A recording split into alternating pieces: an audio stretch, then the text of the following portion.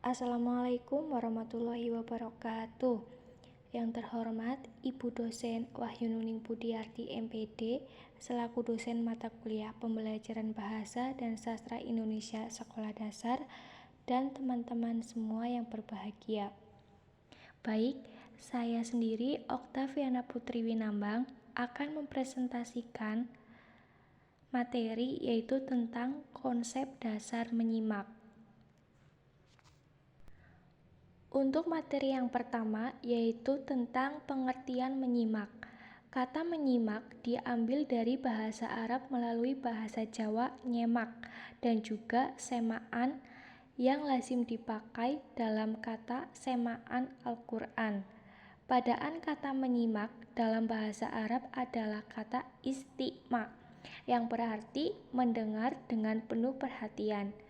Dalam Kamus Besar Bahasa Indonesia, menyimak diartikan mendengarkan atau memperhatikan baik-baik apa yang diucapkan atau yang dibaca orang. Menyimak merupakan keterampilan berbahasa lisan. Keterampilan berbicara seorang anak terus berkembang dan berlanjut hingga masa sekolah bahkan hingga dewasa. Untuk materi yang kedua yaitu pengertian menyimak menurut para ahli. Yang pertama, menurut Carter dan Noonan tahun 2001, listening is the process of understanding speech in a phrase of second language. Pendapat tersebut dapat diartikan bahwa menyimak dapat dipahami sebagai proses memahami bahasa sehari-hari dan bahasa asing.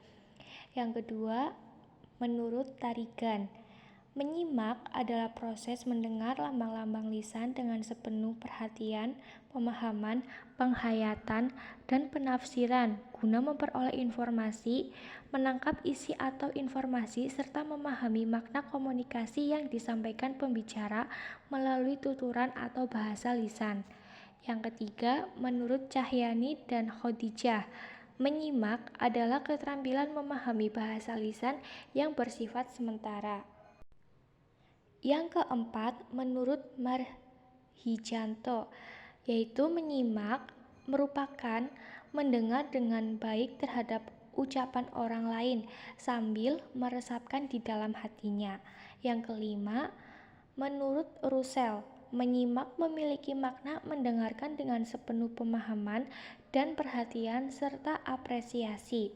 Yang keenam, menurut Mujianto dan Gatut Susanto, menyimak sama dengan mendengarkan, yaitu kegiatan mental menerima dan mengolah segala informasi melalui alat bantu dengan atau alat pendengaran. Yang ketujuh, menurut Mulyono, menyimak memiliki makna mendengarkan atau memperhatikan dengan baik apa yang diucapkan oleh orang lain. Yang selanjutnya yaitu hakikat menyimak. Yang pertama, menyimak sebagai alat. Menyimak sebagai suatu alat erat kaitannya dengan tujuan seseorang mendengarkan suatu tuturan. Tujuannya menyimak adalah untuk mendapatkan ide, fakta, inspirasi, dan alat untuk menghibur diri sendiri. Yang kedua, menyimak sebagai keterampilan. Menyimak merupakan keterampilan berbahasa yang sangat penting.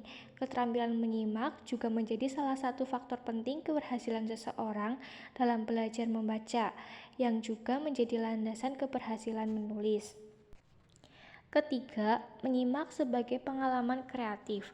Menyimak bukan sekedar peroleh pengalaman secara pasif, juga bukan sekedar keterampilan reseptif. Menyimak juga keterampilan kreatif.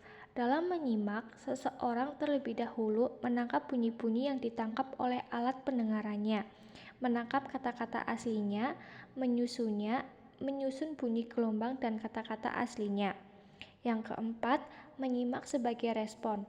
Alasan mengapa menyimak merupakan respon adalah karena respon merupakan faktor penting dalam kegiatan komunikasi. Jika seseorang penyimak mempunyai indera, minat, kemampuan menafsirkan informasi, keinginan, dan kemampuan membuat koneksi yang memadai, dia akan merespon secara efektif. Responnya bisa bermacam-macam bentuknya, mulai dari anggukan atau gelengan kepala. Yang kelima, menyimak sebagai proses. Menyimak adalah suatu proses besar yang meliputi 1. Mendengarkan lambang lisan, 2. Memahami, 3. Menginterpretasi. Untuk materi yang selanjutnya yaitu tujuan menyimak. Di antaranya 1. Menyimak untuk belajar. Tujuan utama orang menyimak adalah untuk memperoleh pengetahuan dari bahan ujaran pembicara. Kedua, menyimak untuk menikmati keindahan audial. Orang yang menyimak fokus menikmati sesuatu dari materi yang diucapkan atau didengar. Ketiga, menyimak untuk mengevaluasi. Orang menyimak dengan maksud agar dia dapat menilai sesuatu yang dia simak. 4. Menyimak untuk mengapresiasi materi simakan. Orang yang menyimak untuk menikmati dan menghargai apa yang mereka dengar.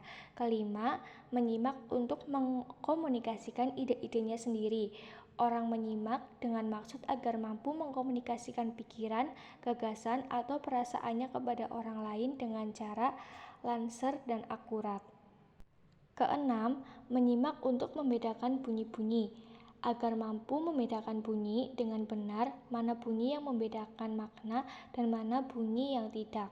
Yang ketujuh, menyimak untuk memecahkan masalah, agar mereka dapat memecahkan masalah secara kreatif dan analitis, karena mereka dapat memperoleh banyak informasi berharga dari pembicara.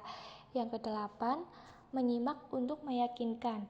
Orang yang tekun menyimak pembicaraan untuk meyakinkan diri bahwa sendiri tentang suatu masalah yang selama ini mereka ragukan.